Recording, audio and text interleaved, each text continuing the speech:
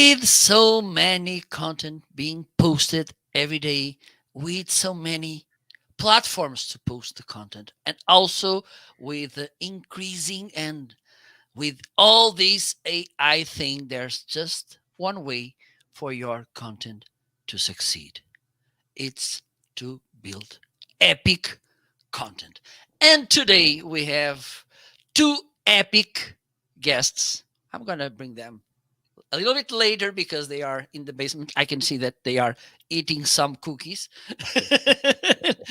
drinking water, because today it's also a special day. It's my second anniversary on Amazon Live. So I'm pretty happy. And what a good way to celebrate this with these amazing people talking about epic content marketing.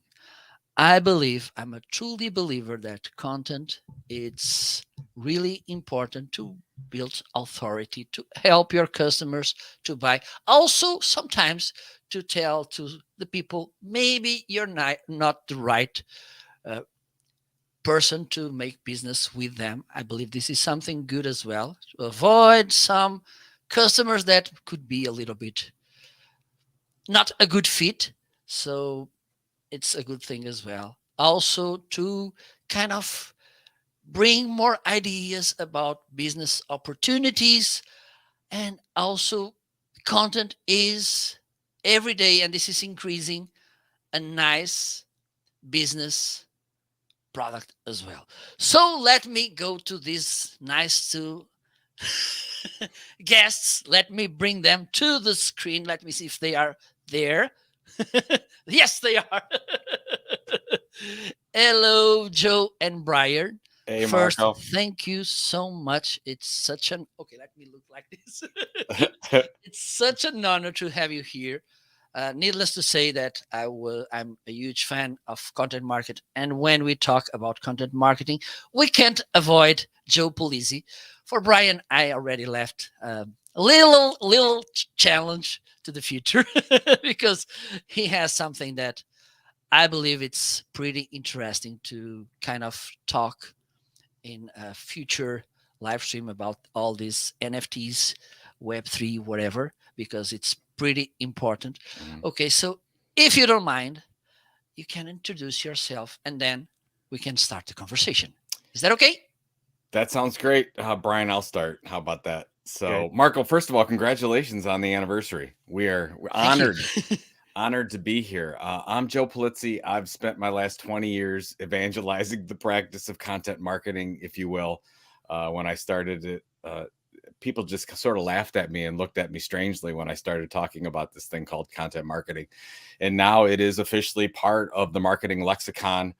There's not one major company around the world that doesn't have some kind of a content marketing strategy. So it seems like we're making progress. And of course, getting together with Brian on this was really important to take the next step in content marketing. But I published a lot of books, including Content Inc. and Killing Marketing, among others. Was the founder of the Content Marketing Institute and Content Marketing World Event. And now I run a company called The Tilt, which is basically content creation for entrepreneurs who want to launch their own content businesses. And we have our own event called Creator Economy Expo, which is May 1st to 3rd in Cleveland. So that's sort of what I'm doing. And besides pitching books with Brian here.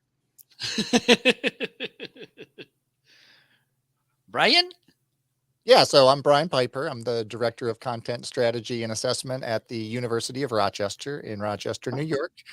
And I started optimizing web content back in 1996, search engine positioning, SEO as we know it now.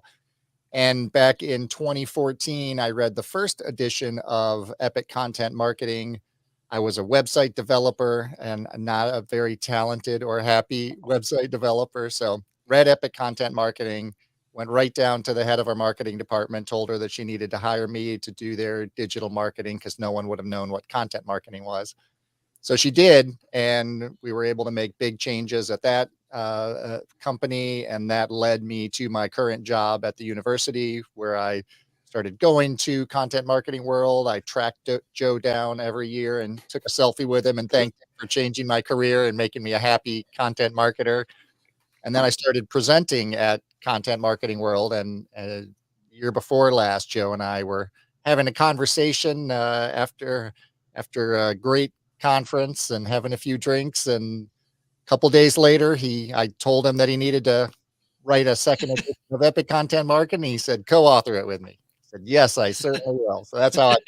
Worst decision he's ever made, Marco. He Maybe regrets it. His wife hates him for it. It's terrible. The whole thing didn't work out. I believe that after half an hour, Brian was thinking, "What have I done?" That's completely true. It's like I had no idea. Probably, I mean, you could talk to this a little bit, Brian. I mean, you think putting together a book, you've got how much time you have and to do the process, but it's always more than you think to put together all the different pieces, parts of a book. So I don't know if you knew what you were getting into, but you did a fantastic job. Well, I knew the writing would be, fairly extensive, but I figured it's a second edition. I mean, a lot of the stuff in the first edition is still good, but you still have to go through every word and validate and look at it and rewrite it and figure out what new case studies and what things have changed and what channels are there or not there. So it was definitely more challenging than I thought. And the writing was just, a small part of the entire process, which I've learned a lot in this last few months. Absolutely, I believe. But well, you kind of, I have here, I'm on a dilemma because I want to, but let me start with this question because I had this question for you, Brian, because sometimes we may think that this content marketing approach is just for brands, companies. Okay, we don't think that using this in our personal behalf or profession as professionals, it's not the main thing. But I think you're a good example that it's it works as well for people. Your Yeah, thoughts on this? absolutely. I mean, content marketing for your personal brand is one of the best ways to get your authentic voice out there. And especially, in this day and age with so much content being put out and so many people just flooding, the landscape with all sorts of different content and solutions and options, it's important to really be able to figure out where you fit and where you can find a niche where your specific target audience is, and really be able to narrow down on that, put out content in that specific area, and then you set yourself up as an expert in that field, and people start coming to you with questions and looking for solutions. And at that point, then it's easier to, sell them on your services or products or whatever your offerings are. But personal brand, I think, is the way forward for every creator. Well, Marco, Absolutely. just to tie in real quick, I mean, simplify it. Wouldn't it be easier if we created a customer database before we sold them anything? And this is really what we're doing with content marketing, and that's why, if you're any size business, I always say before you start selling any products and services, let's build the audience. Let's deliver valuable, compelling, and relevant information on a consistent basis. Build a relationship with them, build trust with them, and then once you build that trust, 3, 6, 9 months later, you can, if you want, sell them pretty much anything. And it's just a process. And that's what Brian and I talk about in the book, the process to build an audience of trusted people that ultimately, you were talking about NFTs before. That's where the super fans come in with your super fans. And then you can sell all sorts of things. And you could be a company of one or a company of 10,000. It still works the same. Absolutely, absolutely. And by the way, let's say some shout outs here. Joanna, welcome. Arnaldo from Brazil and Pedro Carames from Portugal. Joanna from US. So we welcome. By the way, if you want to take a look at the book, you can go to the video description if you are on Facebook, LinkedIn, YouTube, and Twitter. If you are on Amazon, it's right now highlighted in the carousel so you can take a look at them. Hello, Marisa. And you gave me the perfect line to go to the next question because this is something that I've been noticing in the books that I'm reading right now and also with all the guests because usually the book was just the book. What you get, it's that written word that you get and end of story. But now we see this increasing of extra resources, communities around the book, everything. Your thoughts on this? Because I believe that before the book was the kind of the final goal. Okay, I have a book. The final goal is to sell the book. End of story. Maybe get some recognition, some awareness around me, and that was the kind of the final end. I believe that right now the book has a different goal. Your thoughts on this, please? Well, I guess it's to answer that, and I don't want to speak for Brian, but it's different for every person. But I believe that if you want to be a thought leader, let's say, or you want to have impact on a group of people, you need a book. So you have a platform of some kind, you have a book of some kind, which is basically your business card that you put down on somebody's desk and say, this is my mission statement and this is what I stand for. I wrote my first book in 2008, which was Get Content, Get Customers with Newt Barrett.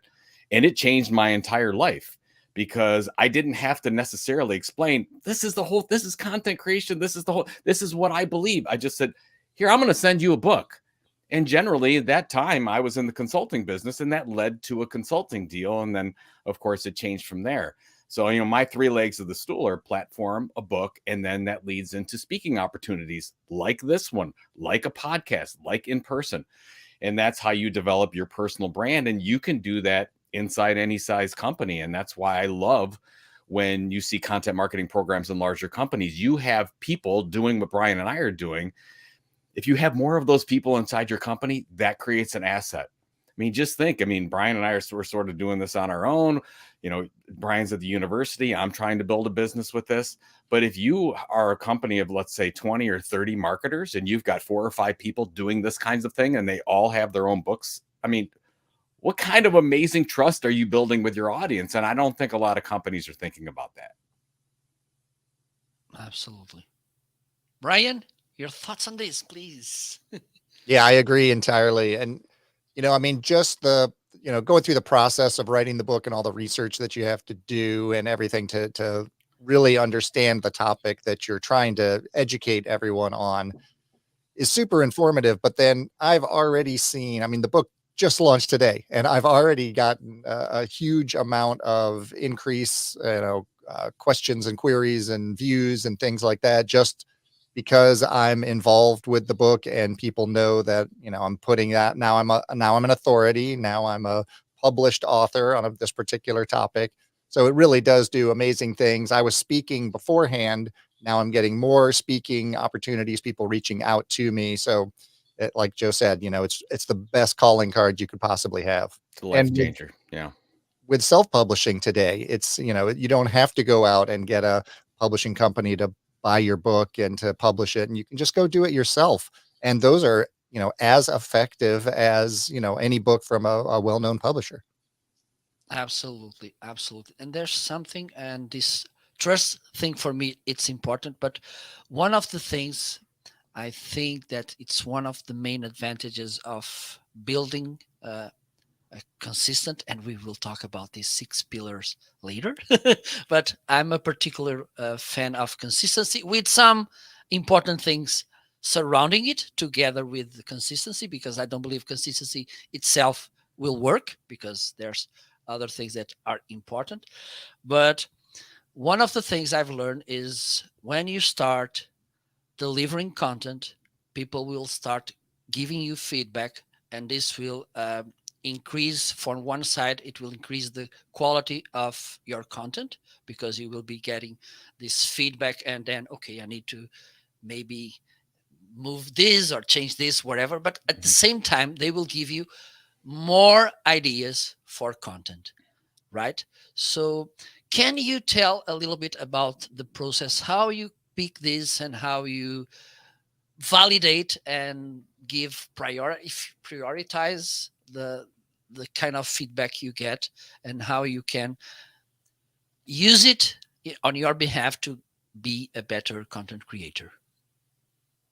I guess I can start, Brian, and then, you can talk specifically at the book you want, but we talk about this in the book. The most important thing you can do as a content creator is set up listening posts. And I was taught this when I first started in publishing 25 years ago, that if you have a readership, what you want to do is set up as many listening posts as you can so you can understand the pain points of your audience. So what are listening posts? Those are things, well, we have Twitter we can listen to, we have Google search terms, we have Google Trends we can look at, but we also can talk directly to our customers, which is the absolute best way to do it. When I first started in selling advertising, my publisher said, you have to make 5 reader calls a week. I said, what? I have to make reader calls? Yeah, you have to talk to the readers, understand what their challenges are, what's their pain points, what's keeping them up at night, so we can better solve their problems. That's exactly what we want to do as content creators. So if you can create as many systems as possible, that might be throwing out a survey once in a while. Like, I'm a real big believer in research. So if you can formalize research and get that part of your practice, you can make sure that your blog, your podcast, your video hits on those pain points better than anyone else. And when you build an audience that trusts you, to your point, Marco, they will give you actively, whether you like it or not, actively give you feedback on your content. And then you can decide whether or not you want to take that and integrate that into your process, into your editorial calendar, and move forward with it. So we talk about this in the book as well. There's a lot of companies out there that do this in a bubble. They get as much information as they can. They operationalize a process, but they don't talk to their readers. Well, this thing changes all the time. Once you put a strategy in place, it's probably outdated the next day. This is a living document. Your mission statement is a living document. Your editorial plan is a living document, and that is updated by the feedback you get. So if you don't set up those listening points, you're probably behind the curve already. I don't want to take all your thunder there, Brian, but that was my quick take. Absolutely. No, that was great. And, that's really focusing on that, the qualitative data, that personal insights, that feedback directly from the customer, and you can't beat that.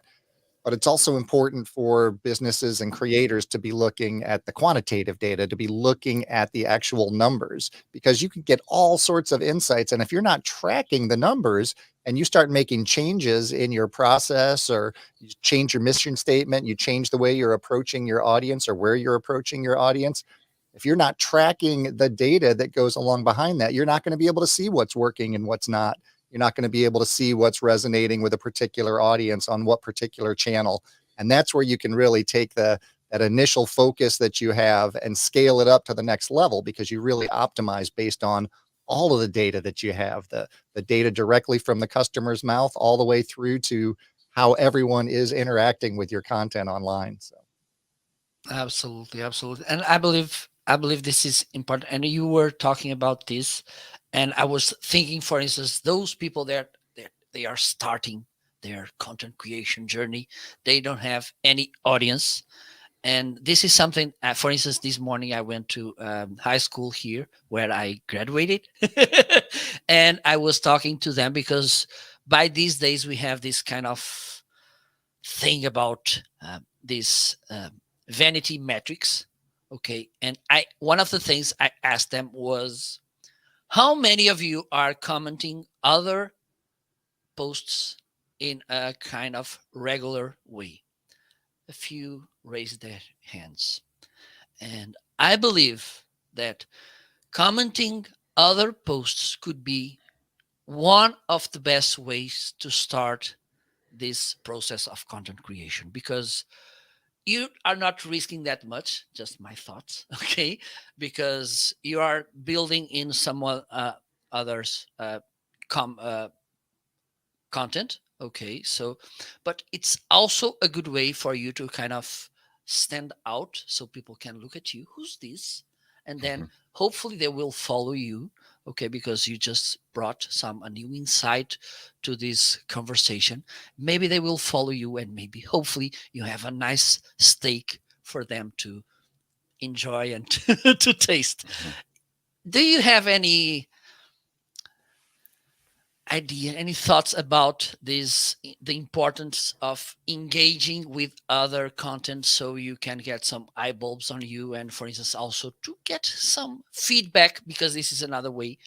Because if, for instance, you go to a bigger account commenting, you have there more people, more audience, so maybe it's easier to get fastest or feedback. Any thoughts on this? Yeah, I mean, real simple. It's just marketing. You have, we call it the influencer hit list in the book, and we have a chapter dedicated to it.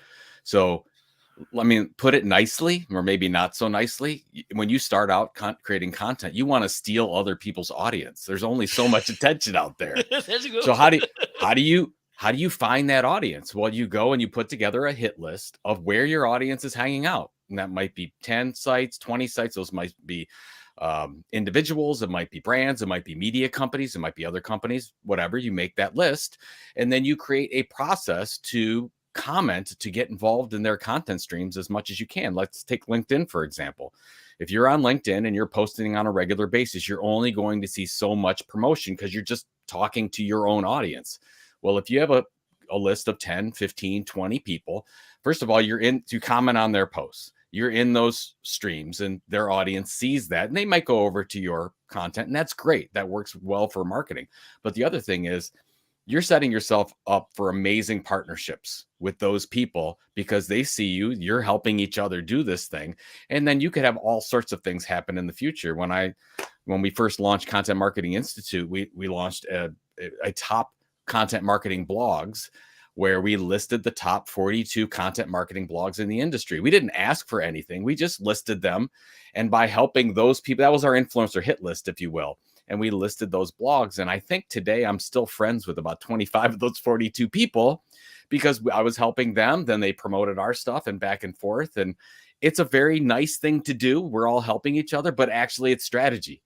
It's a smart thing to do. So you can do all the right content marketing initiatives in your process. But if you don't have a way to go find out where your audience is hanging out and create a process for them to find your content and then subscribe to your content, it's going to take a long, long time. You probably would have to pay for promotion if you don't do it organically. Absolutely. Brian? Yeah, and besides just, going out and engaging and commenting on their posts, reshare their posts and put, your unique take on it. And eventually, when you're involved with particular influencers long enough, particular accounts long enough, they're going to notice you and they're going to start paying attention, especially if you're providing valuable insights that are helping their customers. So it's the idea of giving away your knowledge, your time, and sharing that with them without asking for anything in return, so that then eventually when you do start posting your own things or you do start, taking some of their audience, they're going to be able to come back and pay you back and, re-promote some of your material as well. Marco, about 25 to 30% of the content marketing process is content creation. Yep. So let's say 70 to 75% is all this other stuff. It's actually marketing of the content. And we see so many companies that are just creating. And that's fine, but you're not even at 1/3 of the process. You have to do all the other things so it's found. So if you're creating content and nobody engages in that content, what the heck are you doing? Let's not waste time. This is a business. You have business goals. You're not doing this maybe you're doing it to be nice. I don't know what your goals are. Yep. But you're probably doing it because you would like revenue. You would like to put food on the table. You would like to get a promotion, whatever your job is. So let's focus on that.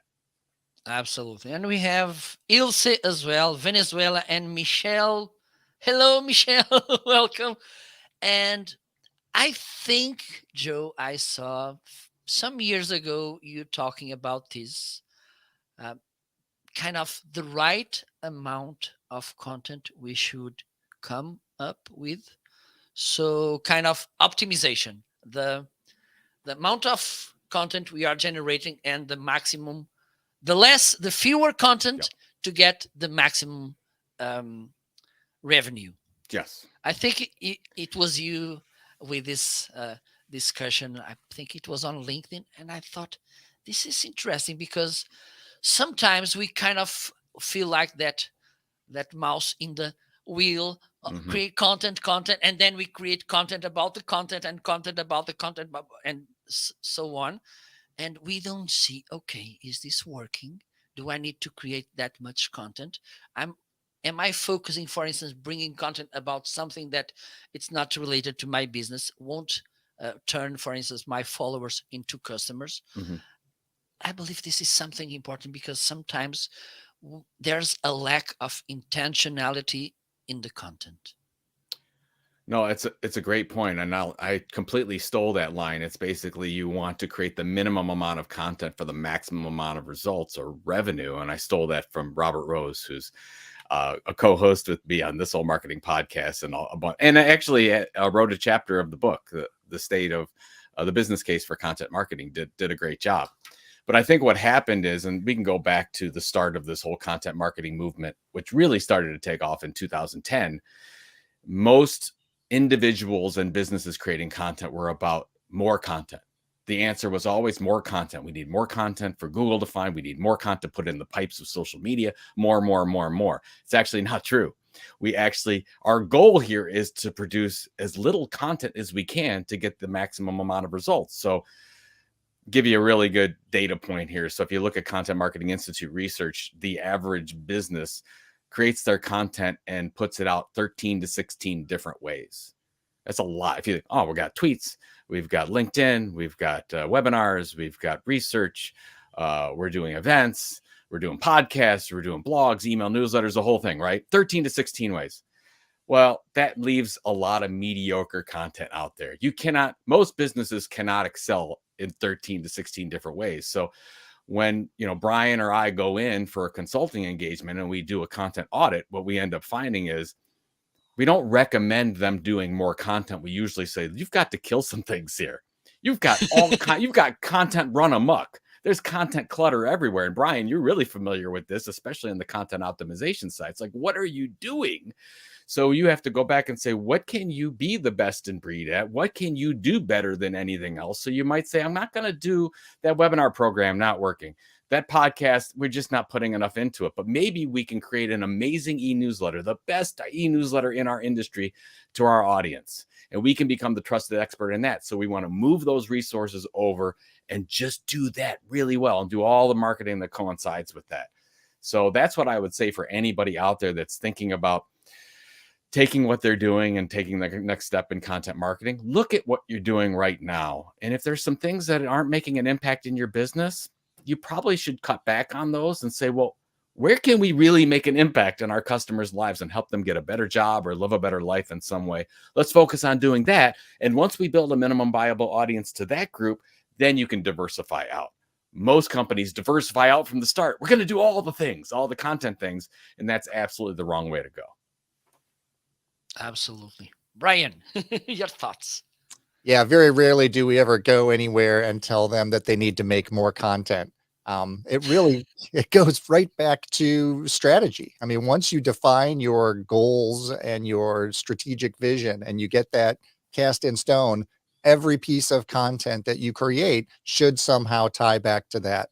It should be a conduit for a call to action that will get your users to take some sort of action that will help you achieve your goals. So if you're not starting with connecting your content to your strategy and using that as the basis for all your content creation, then, like Joe said, you're just wasting your time. You're just throwing things out there and hoping that something sticks. Mm-hmm. Absolutely. Absolutely. And this reminds me about an example that maybe there's a remote possibility that Mr. Marcus Sheridan and Liverpool and the example, but I want to focus in something that I learned from him because I was doing this certification on HubSpot, and he asked like for which side of the funnel, having in mind the top, middle, and the bottom, should we create content uh, to make our business profitable? And because I was naive, okay, let me admit it, I was naive. I thought, well, maybe to the top of the funnel. And then he replied, to the bottom, because it's where the money is.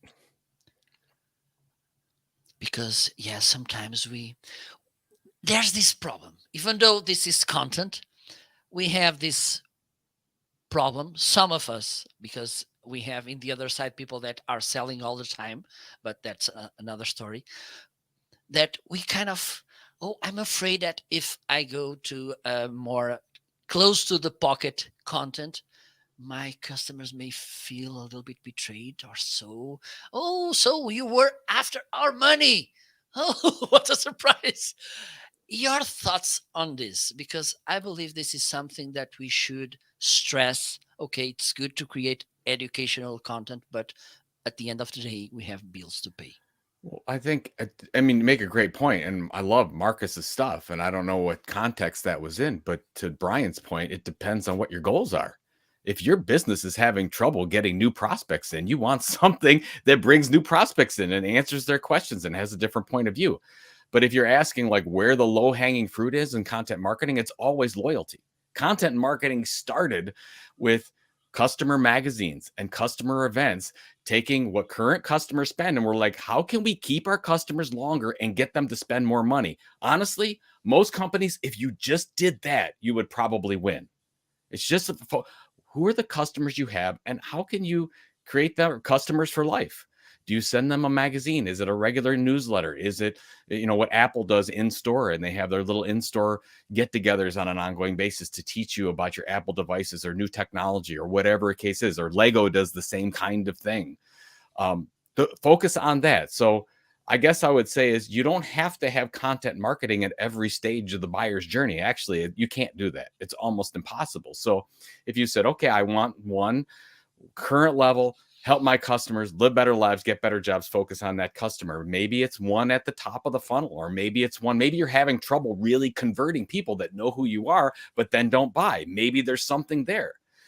Most companies, if they have those three areas of the buyer's journey covered, you're doing better than 99% of companies. But I guess I just have to say, like, don't do content marketing unless you want to change behavior. I mean, marketing is about behavior change. That's why we're doing what we're doing. So what behavior do you want to change or maintain? Ask that question or answer that question, and then you'll figure out what stage of the buyer's journey you should start at. Absolutely. Great point. Brian?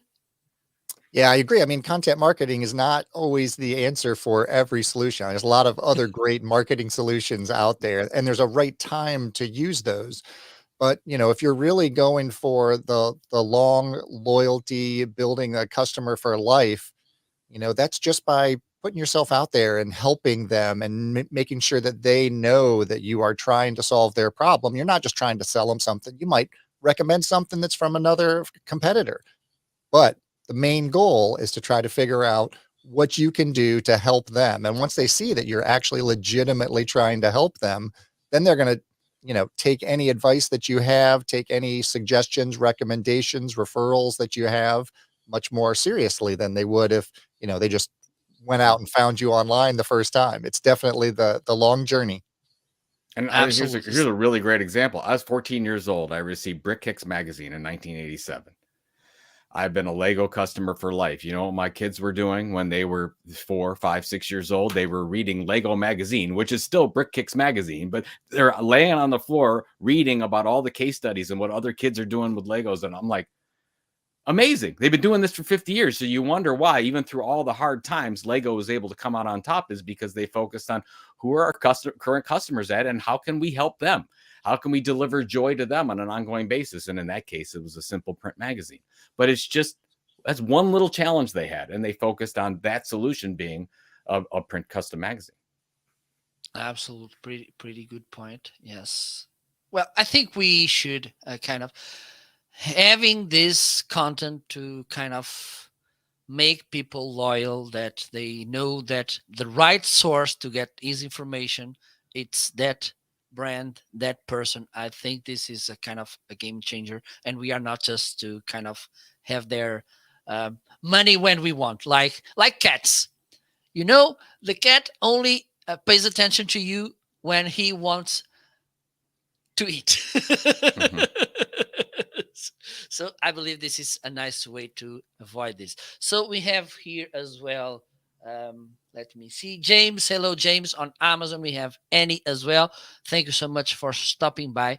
And now I want to focus in the 6 pillars, but because I don't want to make too much spoiler, because if you want to know all of them, you should get the book. Okay, but three of them, they resonate a lot with me, which was be consistent, be human, and have a point of view. And I truly believe about the importance of being consistent, also about being human. But for me, this having a point of view, it's the one that it's kind of more interesting in this list, because sometimes we tend to go, how can I say, there's this being polited like I don't want to offend anyone, so let me stay kind of play close to the shore so I don't Hmm. offend anyone. But I believe this is not the point if you want to stand out. We have to have a pretty well defined point of view, like, okay, maybe you want to work or collaborate wherever with me because we have some ideas, the same thoughts, or as I mentioned at the beginning, maybe I'm not the best one to make business with you. So if you don't mind to kind of bring more ideas about this having a point of view pillar, I would love to hear from you.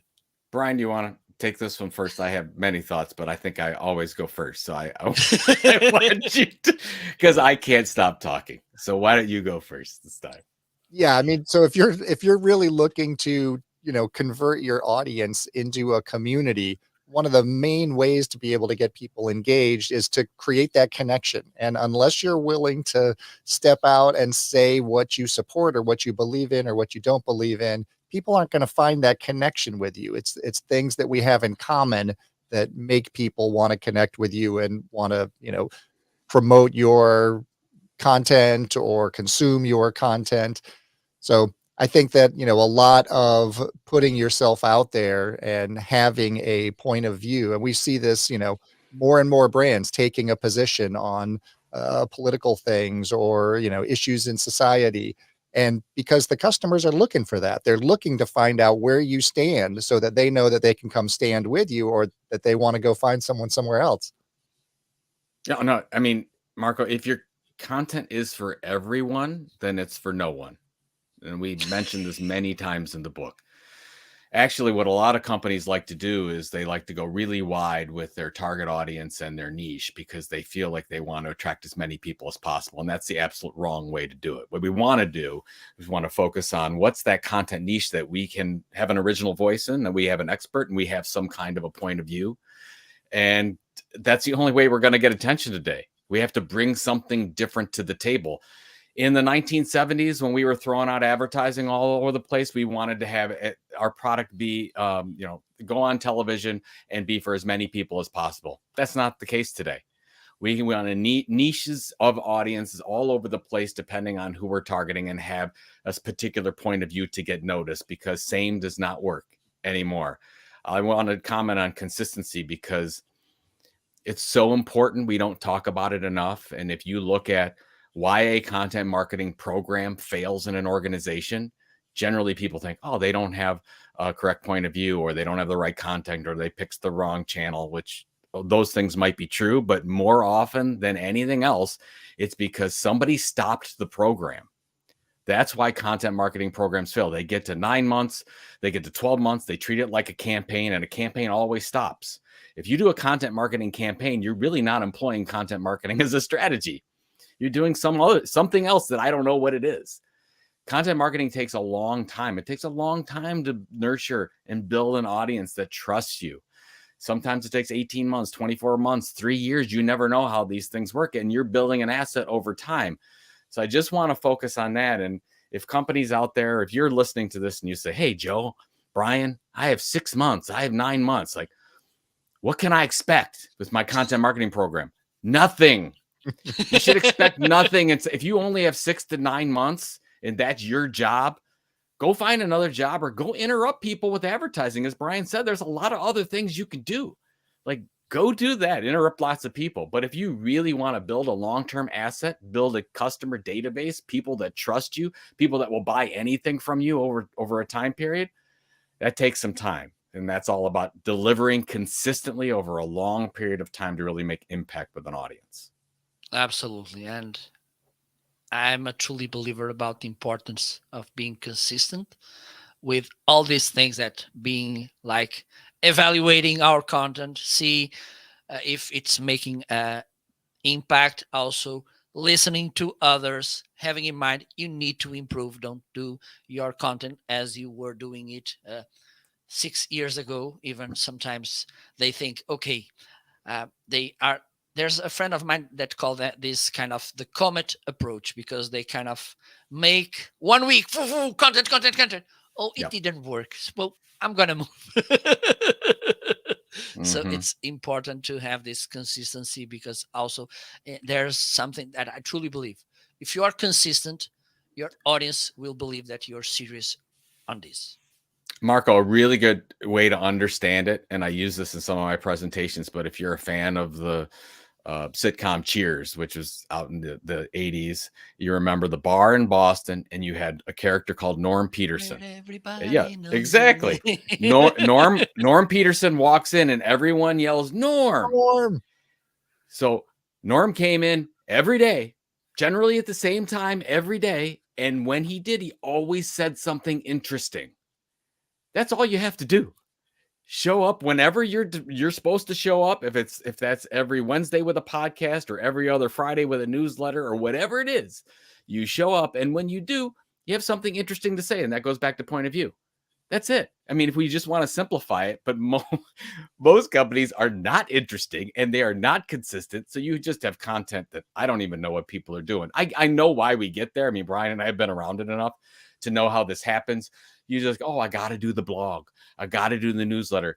Bob's in charge of the blog. Bob, what are we doing today? And you do last minute things, and it's just not great stuff. And that's why we talk about epic content marketing. We have to do better. We have to be better, and we can be. But a lot of this is just part of the regular strategy to get it done. Absolutely. And we have this comment from Annie.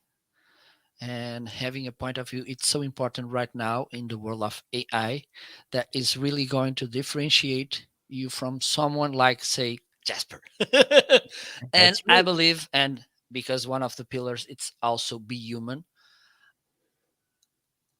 And there's these two things. I just, this thought just came to my mind yesterday, because in one hand, we could have these lazy people that, okay, I was not doing content, but now we have the AI, so I will do this all through AI. There you go. There you go. I don't even go check. Or we can think about those good content creators that maybe, because they could kind of be resistant to this, and they think, oh, there's no point creating content right now, because we have this all these AI things, so it's kind of pointless, useless to create content because we have this. Which message will you deliver to these two kind of people? Because I believe that those in the middle, they believe, okay, this AI thing, it's another tool, not the main thing. Yeah, Brian, you want to go? you bet. That's exactly right. It's just a tool. So the key with AI is figuring out where to integrate it into your process to make your workflow more, consistent, to make it take less time. But you can't get rid of that human element, because that's what people know is real. I mean, that's the only way that we could know that something is authentic, is if you're telling stories, you're connecting to personal experiences. One of the favorite newsletters that I get is Ann Handley's newsletter. Comes out every other week, and as soon as I get it, I open it up and I read it, because I know it's going to have her unique perspective, her individual story. She's going to do something clever with the language to make you get her point that she wants you to get. So that's really the key, is play with these tools, figure out how you can integrate them in your process and use them where they're effective. But you can spend a lot of time experimenting with these tools and wasting a lot of time that you could be using to create content. So definitely tools that every creator and every brand should be experimenting with and playing with, but certainly not going to replace that human authentic element. Totally agree, Brian. Yeah, don't be afraid of it. As writers, content creators, lean into it, test it out. I mean, I use ChatGPT for titling. I've used it for editing before, if it can help you in your process. But if you are using an AI tool to create your content and then put that up somewhere, you probably don't have the point of view like an Ann Handley does. It's going to make an impact on an audience. Yeah, if you're just talking about answered these questions, ChatGPT is great. If you're a college junior and you need to write an essay on something, I'm assuming that they're using ChatGPT for this kind of thing. But Oh, is yeah. it going to be truly original? Is it really going to pull at the heartstrings of somebody emotionally? No, it's not. A lot of and that's where I think if you look 5 years from now, who knows where we're going to go? I don't know. But 5 years from now, I think the majority of content out there will be computer generated. We already don't even know a lot of the news content that we get right now. All my fantasy football stuff that I've been getting for the last 5 years, that's been computer generated for a long time. So I don't think we realize this. But if you look at the content that's really making a difference in my life, well, there's a human element there. I think that's going to be there for a long time. I don't know what it's going to be in 10 years. But right now, I think that's where we're at. Absolutely. Absolutely. And this is something that drives me to the next point. I've seen somewhere about this 1,000 true fans magical number. And this is a really nice perspective because again we have these vanity numbers. I have a gazillion follower. I have on average 1 trillion likes on my comments on my posts or whatever. People actually loves me, but by the end of the day this doesn't pay the bills. So again, it's quantity or quality over quantity. Your thoughts on this? So kind of okay for those of people which are listen to us, watching us, stop that kind of craziness of the need of having huge numbers, but have the right numbers.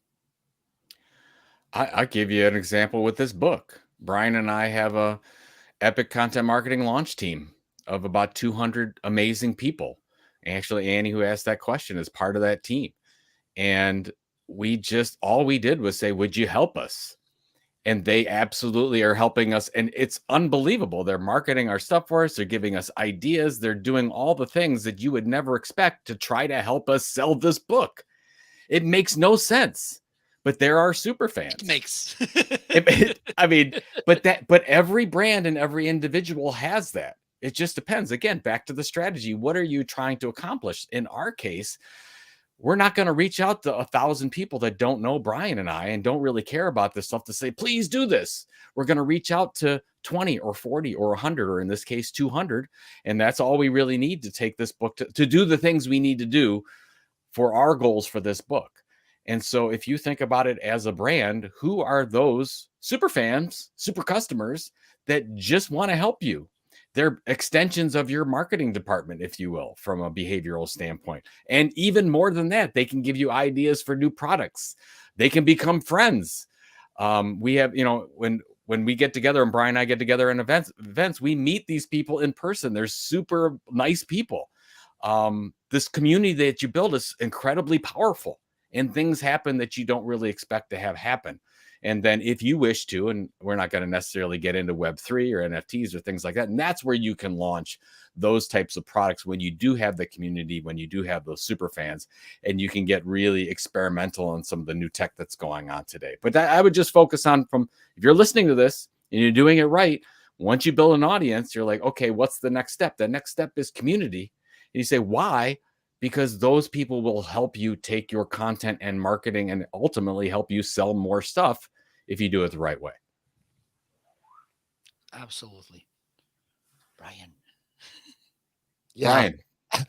He just says yes. Yes. I mean, yes. All of that. That's yes. You stole all my thunder, Joe. That's what you just need to say. I mean, Kevin Kelly wrote the original article back in 2008. And then in 2020, Lee Jin updated that article and said, really, in today's economy, with the amount that people are willing to spend on content, I mean, look at how many subscriptions we all have to all the different content channels. People are more willing to spend $100 a year to, support someone, $1,000 a year to get this same consistent content that you come to expect, and you want to get that creator's content. So, if they put it up and offer you extra special incentives, extra content that you can't get just through their normal newsletter, Yeah, absolutely. Sign me up for that. And you really only need about 100 true people to be able to support individual creators. So it's really a game changer as far as, the creator economy has really changed people's perceptions of working in content marketing and has created these content entrepreneurs. Absolutely. And we have an approach pretty intentional by Annie. I need to bring this to the screen because this is being wise. So, one of the reasons that I decided to join the launch team was to get a first hand, behind the scenes view of how a best selling author launches a book. Because I am in the process of writing a book right now and I want to learn best practices. So, this is kind of a disguised content. Mhm. And I believe this is a really wise way to see things. Yeah, I mean, we're all learning all the time. I've learned so many things just from working with our book launch team. I've figured out all sorts of new things. People have, just offered to help. Here, I'll change these templates for you. I'll make your graphics look better. And, it's being open to the new ideas and always being, always looking for those opportunities. I mean, we got I found the idea for the book launch team from a Pat Flynn podcast that I had listened to that somebody in another community had recommended to me. So it's all about that networking and just being open to those opportunities and looking for any of those, open doors around you. Absolutely. Any thoughts, Joe? No, I mean, if if you're creating content, you've got to have a strategy, and you're looking for what is the ultimate for taking your marketing department to the next level. It's to find that group of people that will do anything for you because you started delivering value to them. Absolutely. That's the thing. It's like, how do you find these super fans? It's not easy. You actually, it takes a while. It takes, in some cases, years to get to a point, and you can identify. And to Brian's point, look at the data and say, who opens every newsletter that we have? Who clicks on every link? Who shares it with all of their friends? Who talks about us on social? So you can identify who these people are. And then what do you want to do? You want to shower them with gifts. You want to get together, like we're hoping, like at Creator Economy Expo, to get together with the Epic launch team and just thank them. So they're doing something without asking for anything in return. But Brian and I want to say, we want to do something for them and keep this thing going. Now, I don't know where this is going to go, but like when Annie launches her book, I'm assuming that Brian and I will be there for her so we can help with her launch, because we want everyone in that group to be successful. It's just a better way to market. It's just a better way to live. And you don't think about that as marketing, because we think, oh, well, here's the persona and what do they need, and it's very strategic and whatever. But at the end of the day, it's all people. It's all people Absolutely. trying to do their best. And how can we help each other? And that's the reason I got into the content marketing industry in the first place. Because when I figured this thing out in 2001 or 2002, I said, okay, so instead of interrupting, I could actually deliver information that's going to help my customers or prospects live a better life in some way. And because if I do that on an ongoing basis, they'll buy my stuff and know that I'm trying to sell to them, but be okay with it. See, that's what I mean. Everybody knows on the launch team, they know we're trying to sell the book. They're buying, Absolutely. it's not like we're hiding the fact that, well, what we're doing. They want to help us sell more stuff, which is a very rare thing, but it's possible if you do this content marketing thing. Absolutely. And by the way, Annie, if you want, I need to turn this way because Yep. Annie, if you want, once you get the book, you can be joining me on a live show here on Amazon, Yes. LinkedIn, whatever, to talk about it. So there you go. It's a lot of pressure, Annie. Now you got to get the book going. There we go. Okay, I would like to talk about this NFT side and this Web3. But I think, Brian, if you don't mind, we can leave this to another live show. That's a nice way for me to hook you. Perfect. Absolutely. But there's something that it's related to you in the book as well. And I believe it's truly important. Even though sometimes I don't go in that kind of too strict way approach, like you need to measure everything. If you can't measure, you can't manage. I believe that sometimes it's not as easy as that, because there's some kind of emotional things and all other things that they are impossible to measure, but they are there. But I want you to talk a little bit about how to measure the impact, how we can in everything to get these metrics, how we can see, okay, this is working, it's not working, maybe we need to adjust, fine tuning, change everything. Your thoughts on this, please. So it's a great question, as a question that I get every time I go in to do content optimization for an organization. They say, "What should we be measuring? What metrics should we be looking at?" I'm like, it all depends, which is what they never want to hear, but it's the truth, because unless you've got to start with your goals, you've got to start with the strategy, you've got to understand where you're going before you can figure out what the road marks are along the way, or what you should be looking at along the way to see if you're making progress. So it all depends on what you're trying to do, what your end goal is. And, Chris Penn, who's also in the book, had a brilliant statement that, you can measure anything. It's just a matter of how much money and how much time you have. But I mean, even people's emotions, there are ways to measure those and to calculate those. But it's figuring out, it's the same way with creating content, is calculating and looking at your data. You don't want to spend a whole lot of time looking at data that doesn't matter. So the first thing you have to do is figure out what your goal is and what you're going to measure to say that you've reached that goal, and then work backwards from there to figure out what tactics are going to help you move your way along that, progress along that journey to get to where you want to go. Yeah, Brian is absolutely right with all of that. And I think that if you get to a point, what the most exciting thing is to find when you get to a measurement plan is you figure out, okay, I have an addressable audience. What's the difference between people that are in my audience and people that aren't? And you see the behavior change. It's like TD Ameritrade did a magazine called Think Money years ago, and they figured out that people who read that who subscribed and read that magazine traded 5 times more than people that didn't. And you're like blown away by that. You're like, of course, we'll never kill the magazine because look what it's doing. The behavior is changing. Those are the types of things that excite me. It just takes a long time to get there, to figure out, okay, well, now we can now measure this because they're subscribed to it. And we can look at the behavior change and look at the data and integrate the database between the revenue database and the marketing database, if you will. So it takes a lot to get there, but that's what excites me. What's the behavior change with people who are getting your content and people who aren't? And you look at it, you're like, oh my God. So we gotta get to that point. Yeah, and I think the Absolutely. AI tools are going to help a lot with that, data aggregation and data manipulation and analysis. I think they're going to be a huge help when we finally get to that point that we, get all these different tools and technologies integrated. Absolutely, absolutely. And by the way, I was on a big event recording in the producing side, and they talked about of AI. And the thing is, some things they were pretty exciting, but some they were a little bit scary.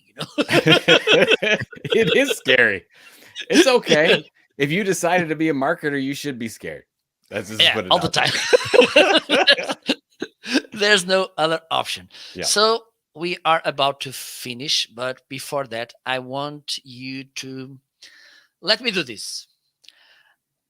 Joe, in a corporate perspective, 2 reasons for people to go to get the book. And Brian, because I believe you're the right person for this, in a personal brand perspective, 2 reasons to get the book.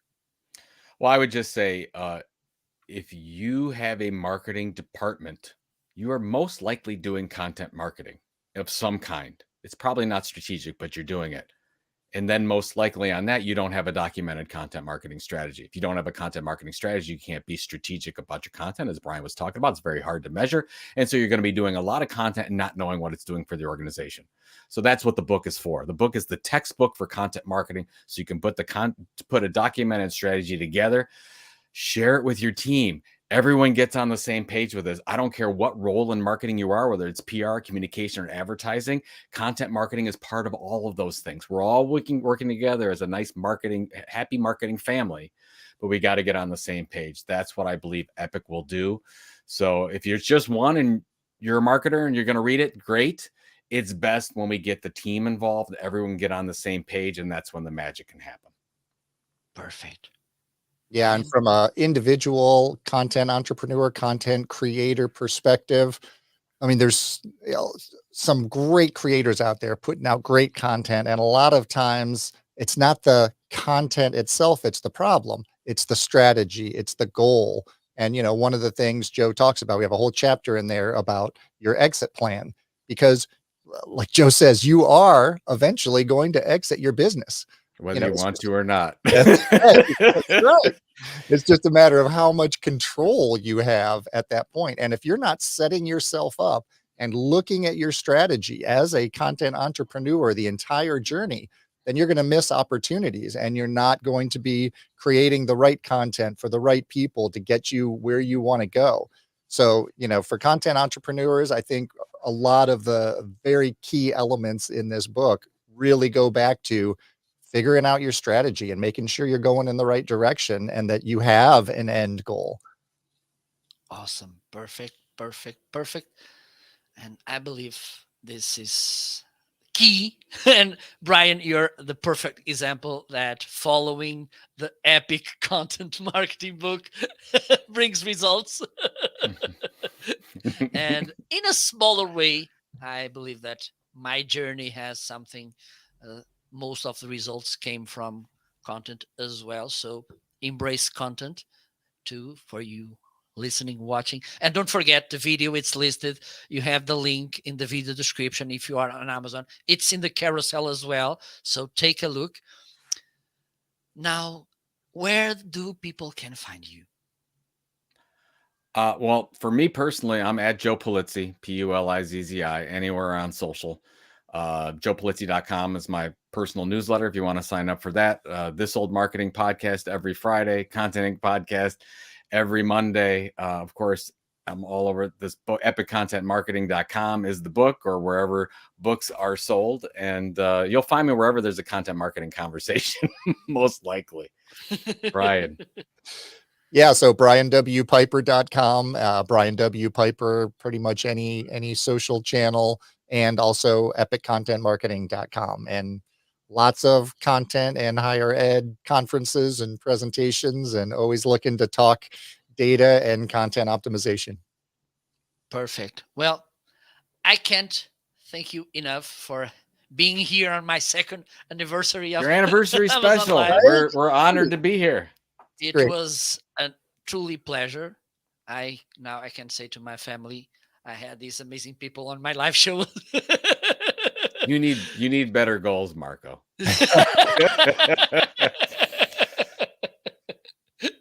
Okay, I will have a nice dinner on Saturday. There you go. Eating codfish. So thank you so much. I really enjoyed this time. Thank you, all of you who were listening, watching, commenting as well. Annie, don't forget, I will be waiting for your message. Please DM me when the book it's outside. Thank you so much. It was a pleasure. Enjoy the rest of today. Next week we will have another live show. I don't know with who. Well, we will be talking about podcasting. Yes, we will be talking about podcasting. So uh, be sure to tune in. So bye bye. Enjoy the rest of the day. See you later. Thank you. Thanks, Marco. Bye.